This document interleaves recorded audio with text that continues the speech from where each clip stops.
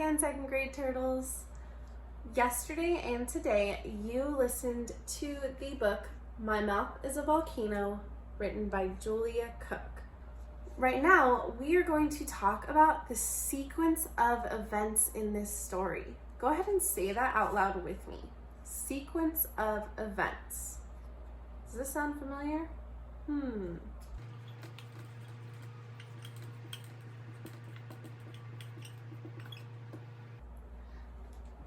Sequence of events. Sequence of events is the order that something is written. So if something is in a sequence, it's written in an order. So when we read stories, it has a beginning, a middle, and an end. Sometimes we might hear other words used like first, next, and last.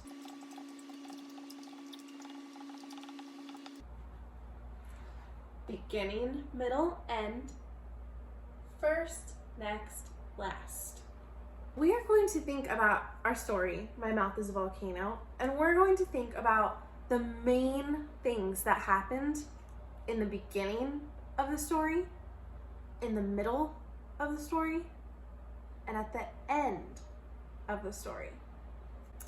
And you can write along with me or after the video. You can decide. If you want to write with me, you can pause this, get your papers, and then you can pause the video as you need.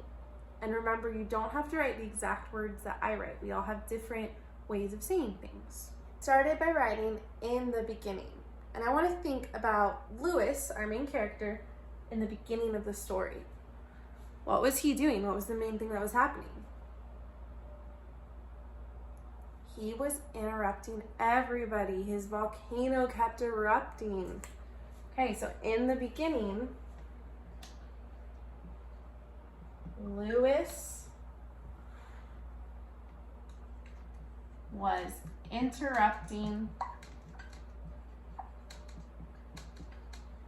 I think that has two R's. Everyone.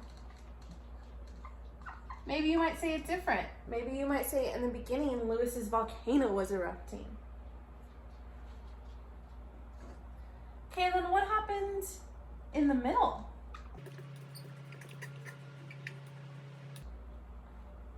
What happened in the middle?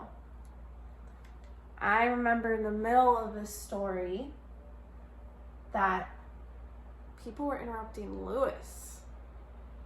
And he didn't like that, huh? So in the middle, everyone was interrupting Lewis.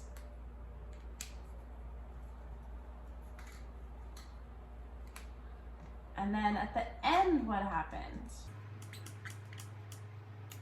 In the end, Lewis learned how to control his yelling out. He learned that if he doesn't want people to yell at him, he shouldn't yell out and talk over them. So in the end, Lewis learned how to be respectful. So let's read this all together.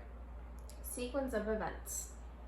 In the beginning, Lewis was interrupting everyone. In the middle, everyone was interrupting Lewis. In the end, Lewis learned how to be respectful. Do you guys think that tells us pretty much what happened in the beginning, middle, and end of our story? Yes, it left out a lot of details, but the whole point of our sequence of events is to tell us the main things that happened in the beginning, middle, and end. So if you haven't already, right now, go ahead and write in your own words what happened in the beginning, middle, and end, or you may draw. You can draw on a piece of paper or in your notebook 3 rectangles. You can label them beginning, middle, and end. And you would show this in your pictures. So you can choose if you would like to draw or write to show your sequence of events.